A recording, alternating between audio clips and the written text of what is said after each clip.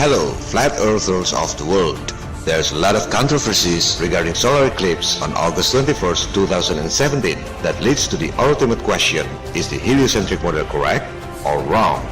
In this short video, collaborating with Sugianto Sulistiono, a professional doctorate majoring in computer physics, and Najwa Azahra, a medical doctor, founder of Indonesian Flat Earth Community, we will use all scientific data to study the Great American Eclipse. The conclusions are quite devastating. The speed is deceiving, the angle is wrong, the path is impossible, and the moon's diameter is wrong. Satellite, satellite, -10. Twilight, twilight. I feel the moon pulling me away. We all know that the sun and the moon both rise in the east and set in the west. In your flat earth, what you see is what you get. The sun and the moon are moving clockwise from east to west. What I can do. As you know, in our flat earth, if you are facing north, wherever you are, your left is the west and your right is the east. Therefore, if you fly straight from west to east, you will come back to your starting point. Satellite, satellite, launch. And so do the sun and the moon. The other fact is, if a source of light moving in one direction passes an object, the shadow will always move in opposite direction. So, as the sun and the moon are moving from east to west, and the sun passes the moon, the shadow is moving in opposite direction from west to east, exactly like reality. Cause in our flat earth, what you see is what you get. Now, in the globe model, in order to make the sun and the moon rise in the east, set in the west, they have to make the globe model rotate from west to east. In this way, the east side of the earth encounters the sun earlier than the west side of the earth.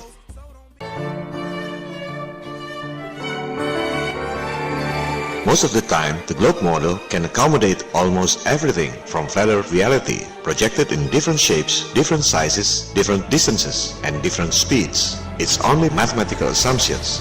They calculated one by one, gradually and individually within thousands of years. It's all started 2,300 years ago when Aristarchus calculated the size and distance of the moon using eclipses based on assumptions if the earth was a ball. From that assumptions, he calculated the size and distance of the sun. Then people adapted his method and assumptions to calculate the whole solar system, then the whole galaxy, and so on and so on. Assumptions upon assumptions. But sometimes, when a bunch of mathematical assumptions mix together to explain rare cases like solar eclipse, they just don't add up.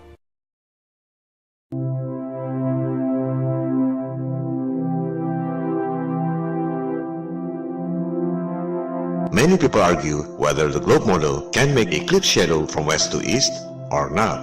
Let's make it clear once and for all. If we put all the data on the table transparently, in a way that everyone can understand, measure, and verify themselves, the answer is yes and no. Yes if and but no. Now the yes if first. Yes, eclipse shadow on the globe model can move from west to east only if Moon's orbital speed is faster than Earth's rotation speed.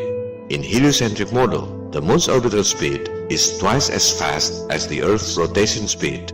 With this paradigm, for sure, the shadow will move from west to east.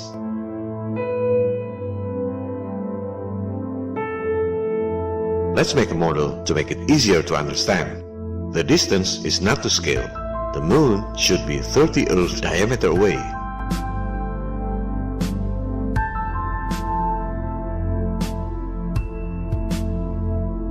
If the Earth rotates 1,670 kilometers in 1 hour to your right, and the moon orbits 3,683 kilometers to your right too, then you draw a straight line from moon's diameter to the Earth. You will see the moon's line is farther than the Earth's line. But of course, 3,683 kilometers is farther than 1,670 kilometers. You don't even need a model to understand. This is called linear speed. In this way, the eclipse shadow moves from west to east because the moon is faster than the Earth. It's mathematically correct based on that assumptions and paradigm.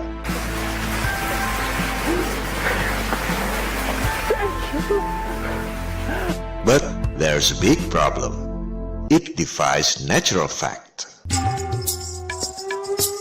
If the moon is faster than the Earth's rotation, you would see the moon is setting to the east, the opposite of reality. Let's use mooncalc.org to make it easier. Find a place that has 90-degree elevation of the moon. Imagine the Earth is moving 1,670 km per hour, west to east to your right, and the moon is moving 3,683 km per hour to the same direction.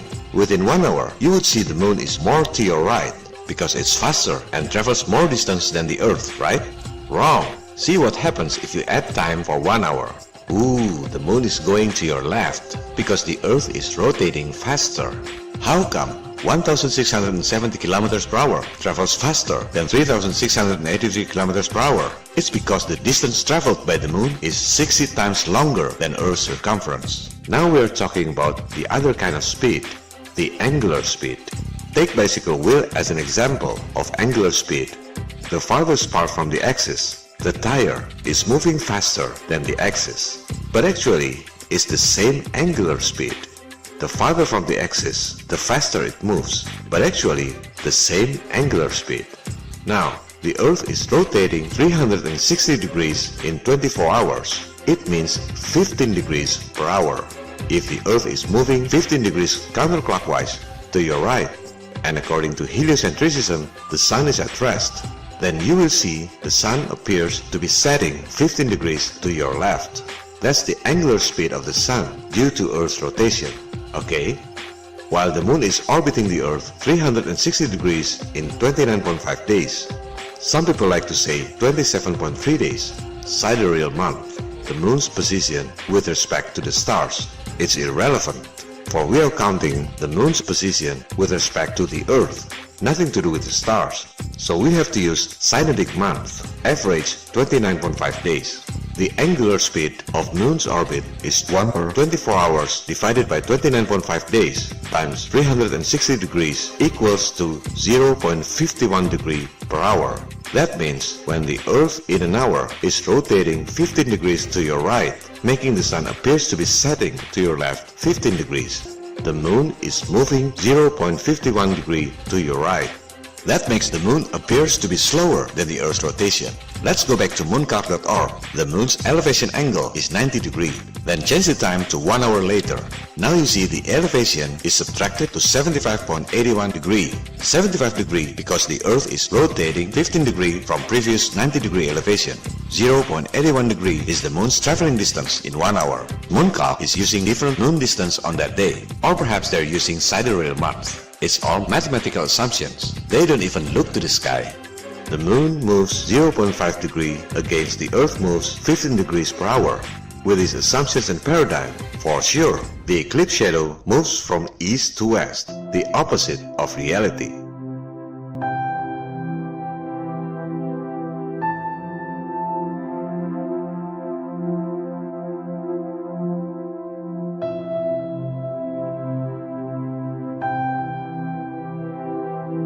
So which one applies to the Moon and the Earth's speeds that creates eclipse shadow?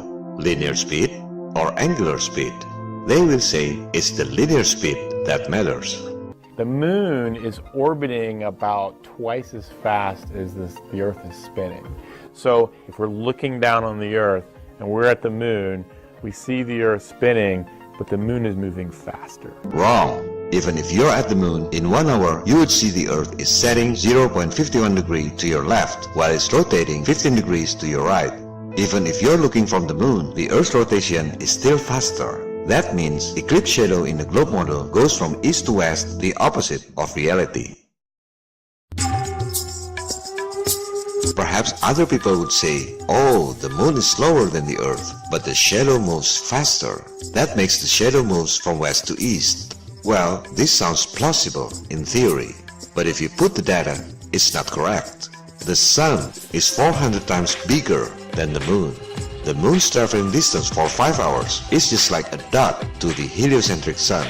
If the Moon moves in 5 hours, 18,415 kilometers, it only makes 0.006989959 degree difference.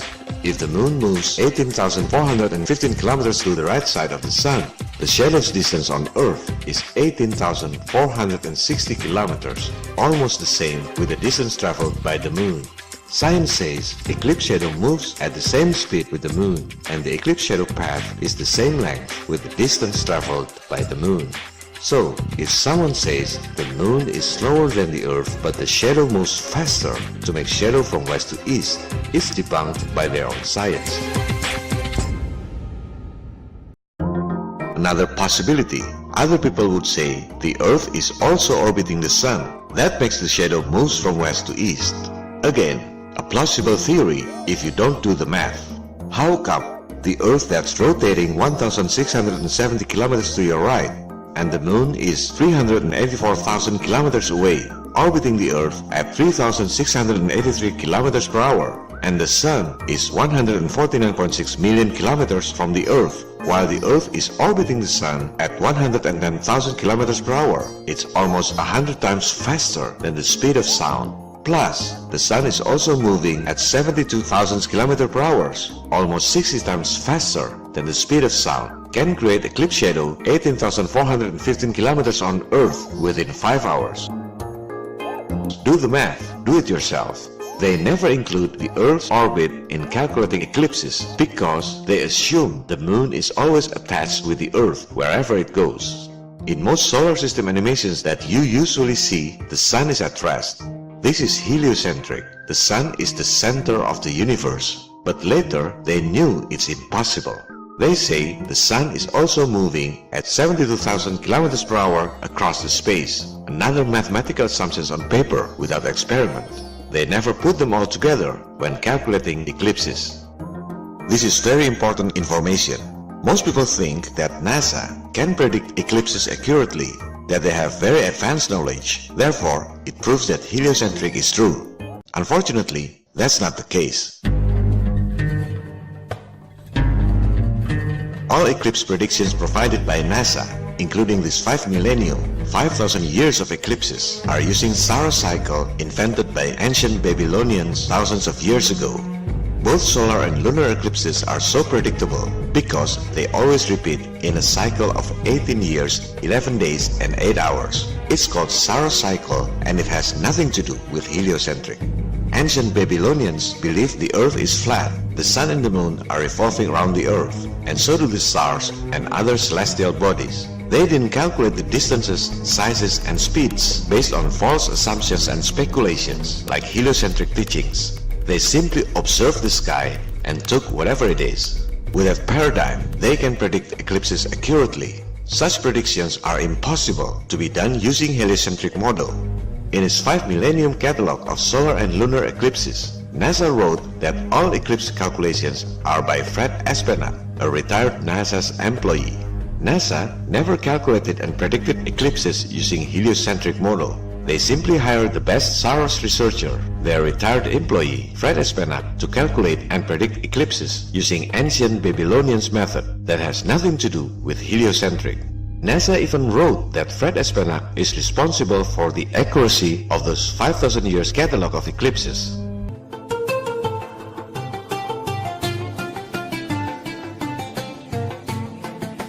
For thousands of years, some astronomers collected eclipse cycle all around the world based on Saros cycle. They have started to do this long time before NASA was established in 1958. Astronomers like Fred Espenach simply collected eclipse database from other local astronomers all around the world.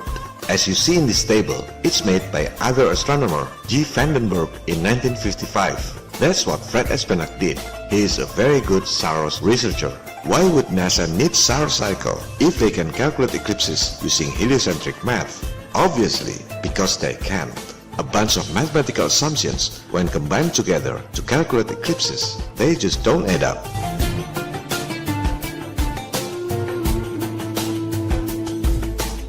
There's an interesting review from Matt Parker from Stand Up Math's channel. He's the only person who got prestigious title as London Mathematical Society Popular Lecturer, a very smart and articulative mathematician. Here's what he said about predicting eclipses using heliocentric math. And so I'm going to show you the mathematics behind how we can predict when they're going to happen. We can do the calculations on the elliptical orbit of the Moon as the Earth goes around the Sun, and we can calculate how often the moon goes between the sun and the earth. Unfortunately, it's not that simple. It is a wonder we have eclipses at all. But then, out of all this chaos, another cosmic coincidence steps forward to save the day. It's called the Saros cycle, and it allows us to predict when eclipses are going to happen in the reasonably near future. Some thickheads still don't understand why NASA uses Saros cycle to predict eclipses. They say there are a lot of software predicting eclipses using heliocentric math.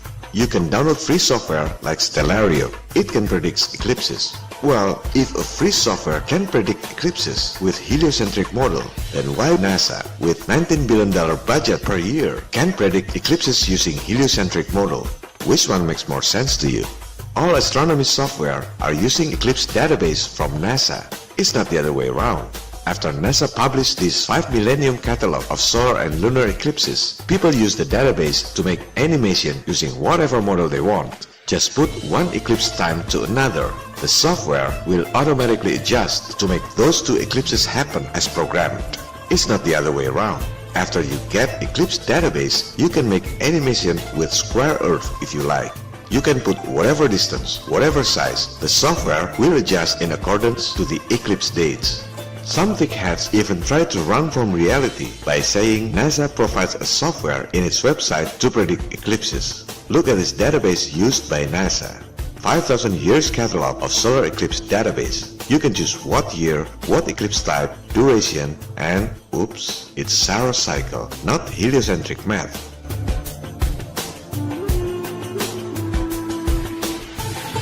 This is the 3D movement of their heliocentric model. The sizes, distances, and speeds are not to scale. This is just to make you have an idea of the true heliocentric concept. The question is, how could NASA 48 years ago kept up with the Earth's orbital speed, almost 100 times faster than the speed of sound, and also kept up with the sound speed across the space at almost 60 times faster than the speed of sound?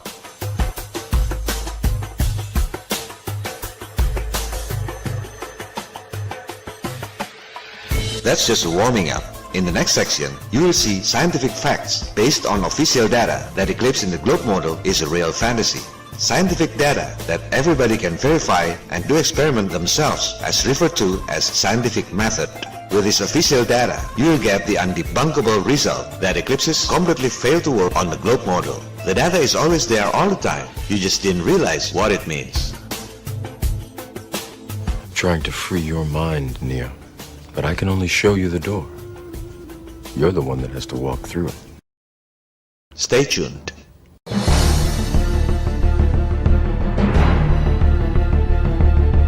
Let's take a look at their official data taken from NASA's website, the Great American Eclipse Path. NASA also provides external link for more details. This is a picture that destroys globe model if you understand what it means. First, let's find out the eclipse duration that began at the far west and ended at the far east. We're not looking for eclipse beginning and ending in one location, as there are so many locations. What we're looking is the beginning and ending of the whole eclipse happened on that day. You just click the path and they give you complete information. See the start of partial eclipse is 1555 UTC, then the end of partial eclipse 2055 UTC. Now we have credible data that total eclipse duration is 5 hours. Secondly, how far is that eclipse length? Take a look at the longitude. It started at 171.2 degree west and ended at 27.4 degree west. The eclipse length longitude is 143.7 degrees. Do you realize how far is 143.7 degrees in a globe? Let's copy-paste some coordinates from the eclipse site to Google Maps to measure the approximate distance. It's around 40,000 kilometers. Now, apply it to the globe map. See, the eclipse distance, 143.7 degrees, is already 40% of the Earth's circumference. So, within 5 hours of eclipse, out of 24 hours a day, or around 20% of the day, somehow, miraculously, the shadow length covers 40% of the globe. Let's make a scale model now to understand that the eclipse length of 143.7 degrees is mathematically and geometrically impossible.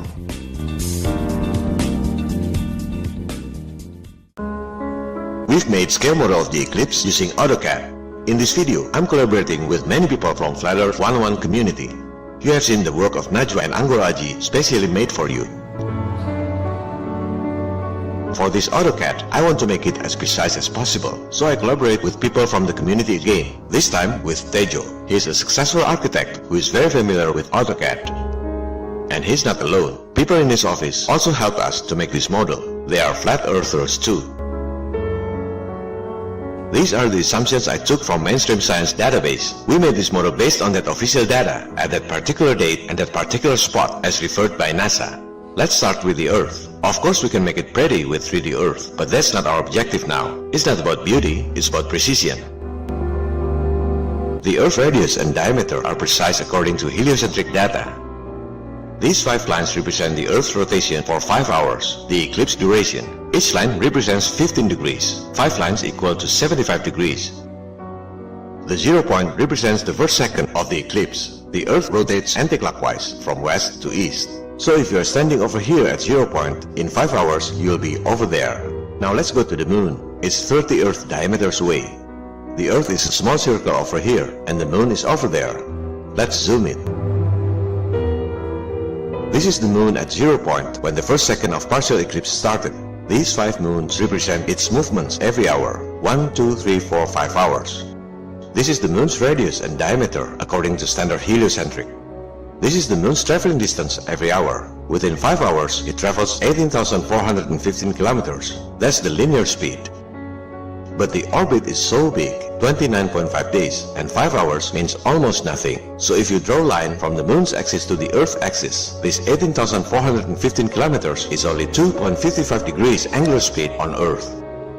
It's hard to see at this true scale. Let's split it into 2 screens, the moon on your left side, the Earth on your right side. This is the 0 point when the first partial eclipse happened. The line goes to 0 point on Earth. In 5 hours, the moon will be over there. If you're standing on Earth over here, 5 hours later, you will rotate from west to east and you'll be over here.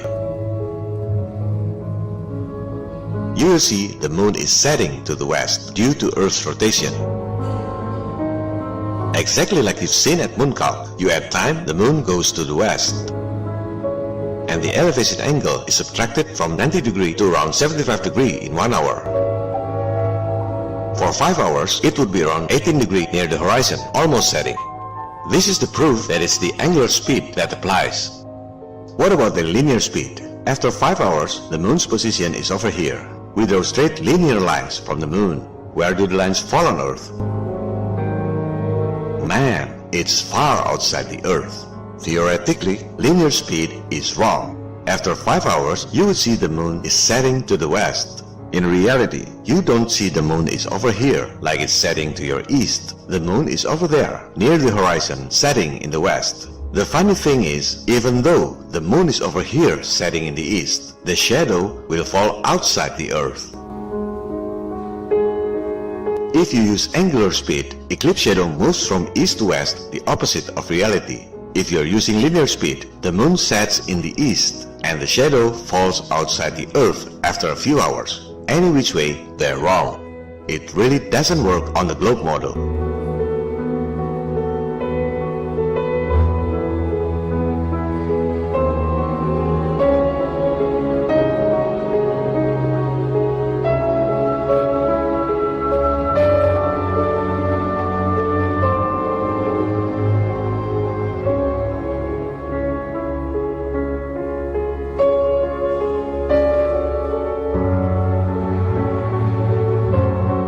What about the shadow speed? We've been through this. Their own science says the eclipse shadow speed is the same as the moon speed itself. Look once again at their eclipse shadow speed.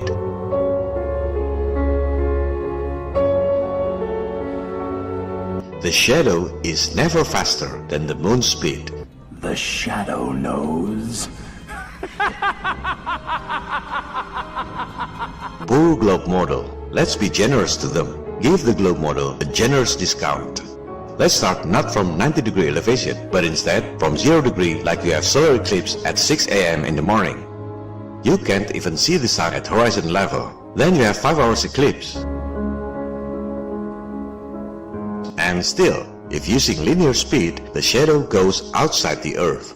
Do you know why it fails? Because you can't get 5 hours eclipse on the globe model. The moon would travel 18,415 kilometers, while the Earth's diameter is only 12,742 kilometers. That would make the moon half Earth outside the Earth. This is real fantasy, folks. Congratulations. Based on their official data, you just found a fatal error on the globe model. Now let's see the eclipse movement with 3D model. You can use solar system scope. It's supposed to be correct according to heliocentric model. The time, speeds, directions, and eclipse duration are to scale.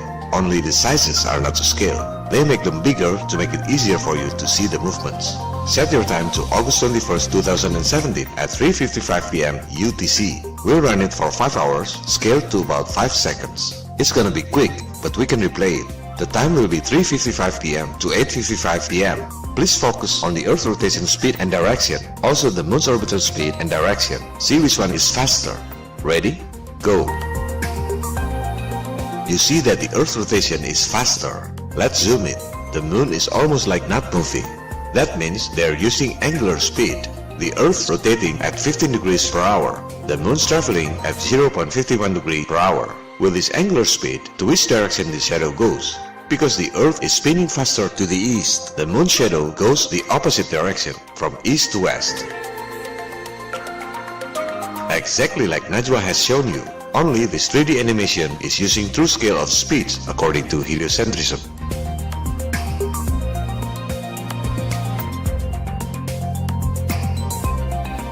But don't trust CGI cartoons. Let's make a real-life model now. This time, I collaborate with Pupu. He's a technical engineer and a very diligent researcher. He made our previous AutoCAD scale model into real-life model. This is the Earth and the Moon's model to scale. This is the Moon's traveling distance in 5 hours. And this is the Earth's rotation in 5 hours too.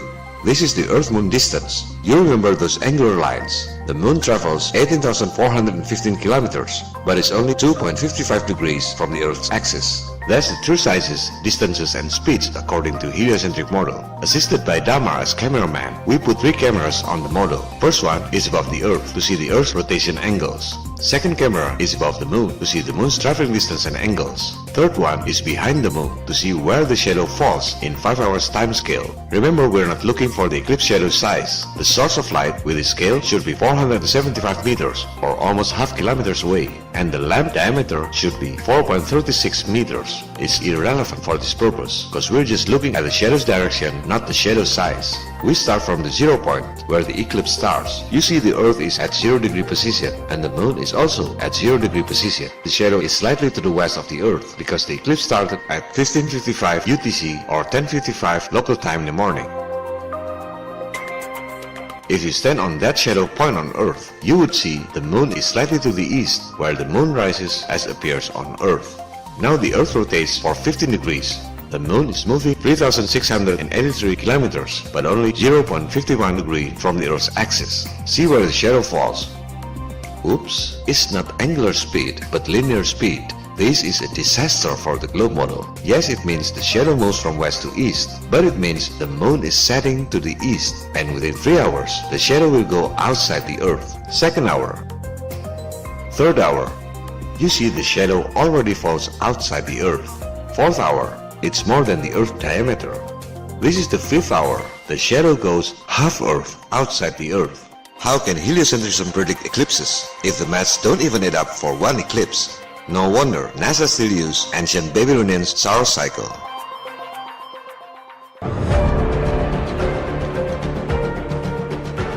Let's take a look at who are these Babylonians who invented solar cycle. Babylonians are descendants of Sumerian, the first modern human civilization 6,000 years ago, earlier than ancient Egypt. It's located in Mesopotamia or modern-day Syria and Iraq. the birthplace of Abraham, the father of three religions, Hebrew, Christian, and Islam. It's the cradle of civilization. Their inventions and achievements are still used today. Astronomy, irrigation, architecture, mathematics, politics, code of law, urban planning, almost everything except internet and cable TV. They are very smart people.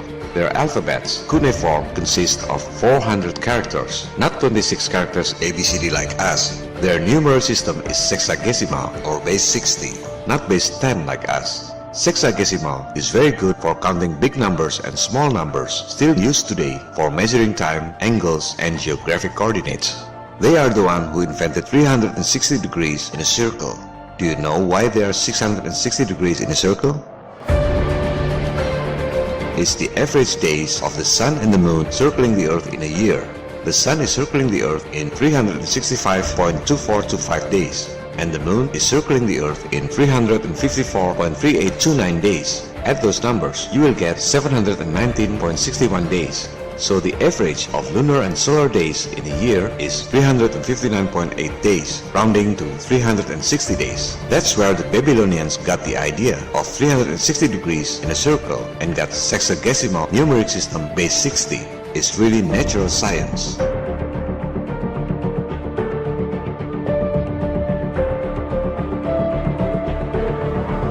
They are the one who invented lunar calendar, synodic month, the real astronomical event. The beginning and ending of each month is based on moon phases, hence the name month. That's natural science. On the other hand, modern day solar calendar system is based on nothing. If you want to make solar calendar based on natural phenomena, the new year should be either summer June 22nd, autumn September 23rd, winter December 22nd, or spring March 21st. But solar calendar starts with January the 1st, which means nothing, and ends with December 31st, which also means nothing. It's not really solar calendar, and every date of the month has nothing to do with the moon. You're using a wrong calendar system. Yet Babylonians were aware of solar cycle too, so they invented the so-called lunisolar calendar. Its lunar calendar consists of 12 months, the closest lunar cycle with solar cycle in a year. They are the one who invented 7 days in a week. They observed the stars are moving in the same directions and the same speed, except there are 7 sky objects that move differently. They call it the 7 wandering stars. Later, by the ancient Greeks, is called planets. That's the origin of the word planet. Planet is not a ball that living creature can live on it like you always see in CGI cartoons published by NASA. Planet is a wandering star, a star which has its own path and speed circling the Earth. Those 7 wandering stars or 7 planets of the Earth are the Sun, the Moon, Mars, Mercury, Jupiter, Venus, and Saturn. Then Babylonians devoted 7 days every week to honor those 7 wandering stars. The first day to honor the Sun, hence the name Sunday. Second day to honor the Moon, Monday. Third day is for Mars, or in Nordic is called Tyr, Tuesday. Fourth day for Mercury, Mercredi in French. In German and Dutch is called Odin or Woden, Wednesday. Fifth day for Jupiter, Jueves in Spanish, is Nordic god Thor, Thursday. Sixth day to honor Venus, Viernes in Spanish, is Nordic god of Frigg, Friday. The seventh day to honor Saturn, Saturday. That's the influence of Babylonian culture. We still use it until now.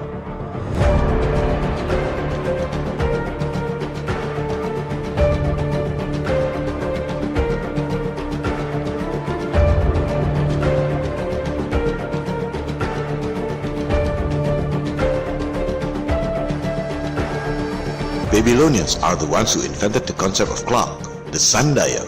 Then they divided a day by 12 hours daytime and 12 hours nighttime. Where did they get the number 12? Of course, it's the 12 zodiac constellations in a year, and it takes 12 lunar cycles or months for the sun to return to its original position. Like every other celestial body circling the Earth in a certain cycle, Babylonians observed that solar and lunar eclipses happen in a cycle of 18 years, 11 days and 8 hours. That's the only way to predict eclipses. Nothing to do with heliocentric speeds and distances. Babylonians were using lunar calendar. They knew that solar eclipses always happen in new moon and lunar eclipses always happen in full moon. They knew well that during solar eclipses, the moon's position is at the nearest point to the sun. Yet, they never thought it's the moon that eclipsing the sun. This is very interesting. Since kids, we've been told and educated in schools that solar eclipses are caused by the moon, and moon eclipses are caused by the ball Earth's shadow. A theory without any single proof, but taught in schools like a fact. Babylonians, however, observed the sky much more often and more careful than us. They didn't have internet and cable TV or social media to chat. They had the luxury of time to live in harmony with nature. Why didn't they think it's the moon that eclipsing the sun? First, because they knew there are so many unseen celestial bodies in the sky.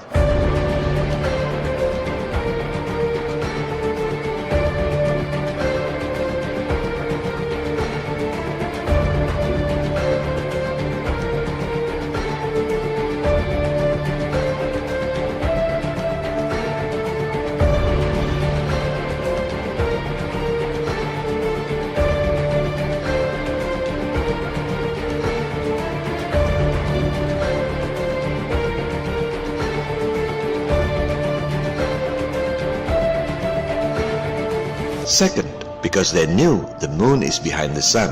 If the moon is in front of the sun, you would see the moon is getting close to the sun before eclipses, right? But you never see it. Let's use our logics here. Why can't you see the stars during daytime? Because the sun is too bright, right? And because the stars are behind the sun. There's no star between the sun and the earth, even according to heliocentrism. All stars are behind the sun is very bright at daytime, therefore you can't see the stars during daytime. But the moon is 400 times closer than the sun, according to heliocentrism. The moon is between the earth and the sun when it's new moon, and is behind the earth when it's full moon. Sometimes you can see the moon very clear in the morning. So why can't you see the moon when it's new moon? Because the sun is too bright? Hell no. You can see every single objects in front of the sun during daytime. You can see the clouds, airplanes, birds, etc. Sometimes you can see the moon in the sunlight. So why can't you see the moon when it's new moon? Because the moon is in unseen position? No, it's not correct either. Even in heliocentrism, the moon is near the sun during the new moon. So why you never see the moon when it's new moon? Because the moon is behind the sun at the time of the new moon.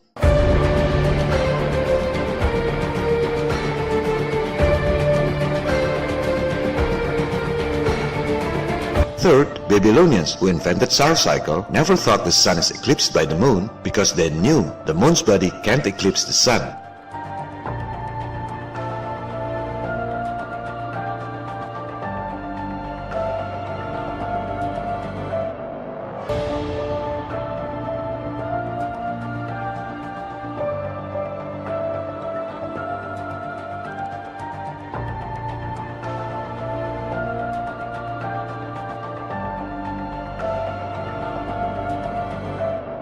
Ancient people were aware of many unidentified celestial bodies that sometimes can be seen with naked eyes. Only a dark celestial body can eclipse the sun out of nowhere. Just like lunar eclipses are caused by other celestial bodies, so are solar eclipses. Babylonians called it the planet of crossing, Planet X, dark sun if you will. And so do every culture in the world. In India, they call it Rahu and Ketu. In Java, Indonesia, they call it Batara Kala. Not because ancient people are stupid, but because they really use their senses. Their senses told them it's not the moon eclipsing the sun, it's a dark sky object that can absorb light.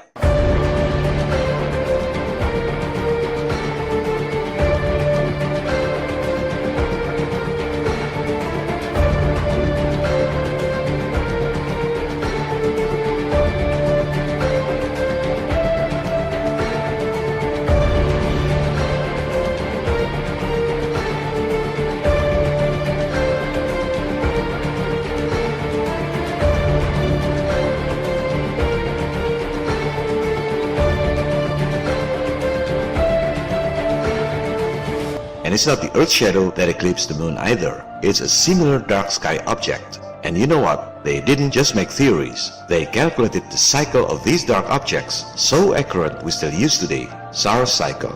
On the other hand, you don't use your own eyes and your own senses. You just follow what NASA told you.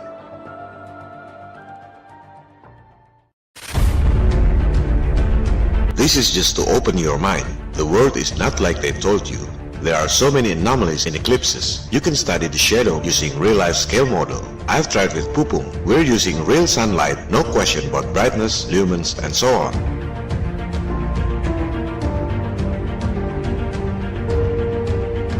don't do it in open air, cause the bigger the light, the smaller the shadow. In total solar eclipses, the source of light should be the same with the object that eclipses it. Using scale model, for a 10 centimeters Earth, you have to use a 2.92 meters of pipe. This is very important to make the source of light to scale. The result is quite devastating. The shadow is about 16 times bigger than it should be.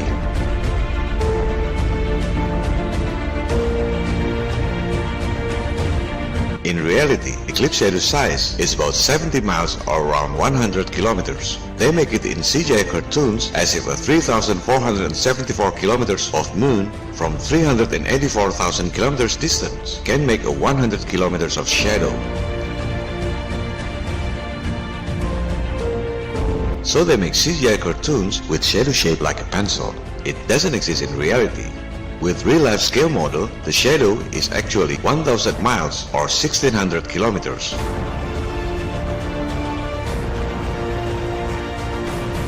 With a globe model, eclipse shadow would cover the whole Kalimantan island.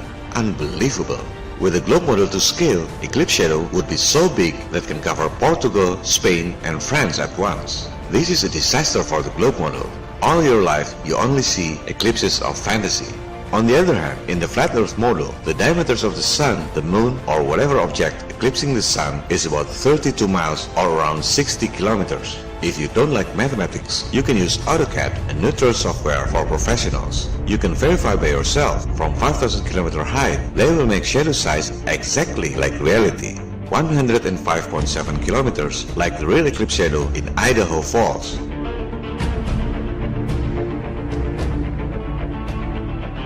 Look at the eclipse shadow speed. Umbra velocity is 1,874 miles per hour or 3,015 kilometers per hour. Their science says eclipse shadow speed is the same as the moon speed because heliocentric sun is 400 times bigger than the moon. So 5 hours movement of the moon means nothing. Only makes 0.006989959 degree difference. If you like mathematics, you can verify yourself. Therefore, they say that the eclipse shadow moves at the same speed as the moon itself. It's mathematically correct with that assumptions, but it doesn't fit with reality. The moon travels at 3,683 kilometers, making shadow on Earth that spins at 1,670 kilometers, both to the same direction from west to east. The shadow should move at 2,013 kilometers per hour. But look at the reality. It moves at 3,015 kilometers per hour. It doesn't add up.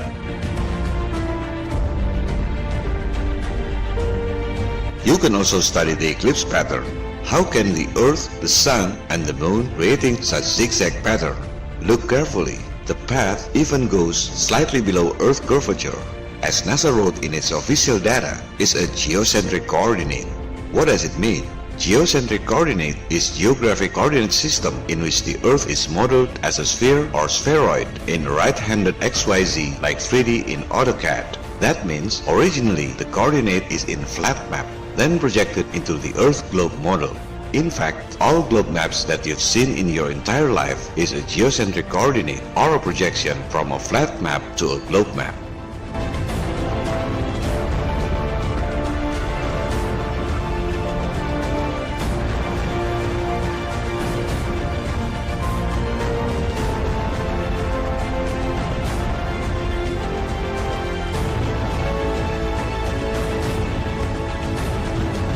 Last but certainly not least is the one that we have discussed. Most people don't notice that the eclipse duration was 5 hours and don't realize what it means. This is the reason why I make this episode in English, to share that this kind of eclipse is mathematically and geometrically impossible on the globe model. Please don't use 3D animation model. You can make Superman spinning the Earth backward with CGI. Please use real-life scale model. The shadow will go outside the globe after 3 hours. You can take it from here and bring it to another level. I heard some people say, why proving the globe model is wrong? Why not proving the flat earth model is right? Well, we're not supposed to make theories. It's not even our task. Before you start asking questions about flat earth, you have to understand what's wrong with the globe model first. Like wise men say, if it ain't broke, don't fix it. But the bigger question is, why is it important to you?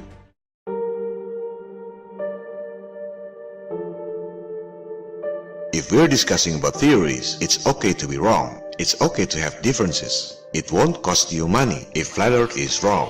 On personal level, it doesn't matter whether you believe the Earth is square or triangle. It only matters in social level. There will be blood in the water cold. Because if heliocentric model is wrong, that means there are $1 trillion scandal in the last 60 years. They bust hard on our shoulders. That means space programs and satellites are hoax. Your communication costs should not be this high. Your national debt should not be that high.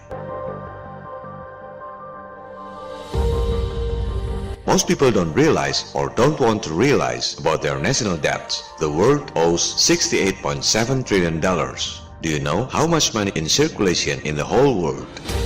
This is our time, no turning back. You have to look at the physical currency, the most liquid asset class of which all central banks pay attention. It's only $7.6 trillion. The world owes $68.7 trillion while the world only has $7.6 trillion. It's a debt you can never pay, ever. To whom the world owes that much? 99% people in the world owes to the 1% population, the global elites. If you still don't believe the global elites exist, you better listen to the Minister of Finance of Indonesia, a very smart and charming lady, former managing director of the World Bank Group. Kalau di dunia lebih timpang lagi, 1% orang kaya di dunia menguasai 90% aset dunia itu.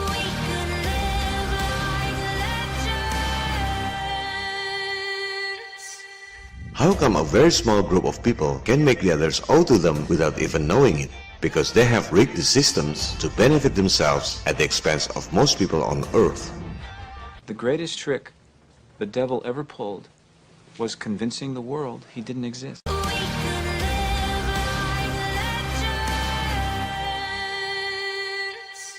Central banks in the US and Europe are privately owned corporations with the monopoly on creating money, but with no accountability. Those financial elites control all central banks in the world through the World Bank, IMF, and their elite financial agents. The system is quite simple. All countries in the world have to face budget deficits every year. Then all governments have to issue bonds. Then the financial elites finance the bonds by creating money from thin air because they have a monopoly on creating money.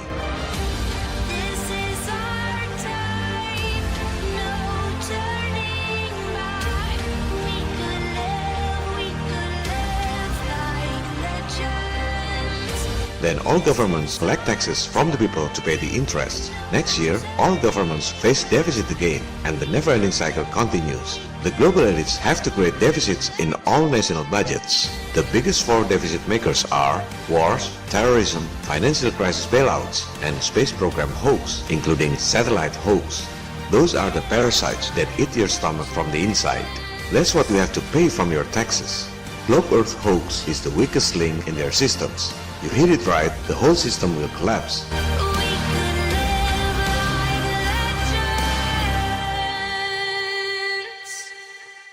Meanwhile, Flat Earth Awakening gets the momentum all over the world. Indonesia is still the #1 Flat Earth topic in the world, according to Google Trends. People gather by themselves and made the Flat Earth 1-1 community. It's from the grassroots, bottom up. I didn't create them. But legends never die. Imagine there's no heaven. On September 23rd, when the sun has its culmination at the equator in Pontianak, Indonesia, Flat Earth 1-1 community in all 34 provinces made a national movement to measure the sun distance in different locations. People from neighboring countries, Singapore, Malaysia, and Australia also participated in this event. Imagine all the people living for today. The result of this research has been presented in scientific journal format. It isn't hard to do. On October 28th, FE1-1 community made the second national movement. People in 34 provinces turned on mini Tesla coil wireless lamp. Imagine all the people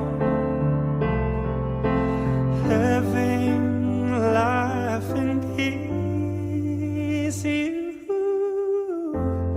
You may say I'm a dreamer, but I'm not the only one. I hope someday you'll join us, and the world will be as one. To all Flat Earth 101 community who participated in this awesome national movement, thank you very much for your contribution. God bless you all. May God be with all of us. It's not only about energy saving, but it's a symbol of hope. Nothing to kill or die for. And no There are many technologies that can save your money but suppressed by the global elites. Imagine all the people. You're not supposed to live in a world with expensive electricity, expensive gasoline, expensive telecommunication using satellite scam.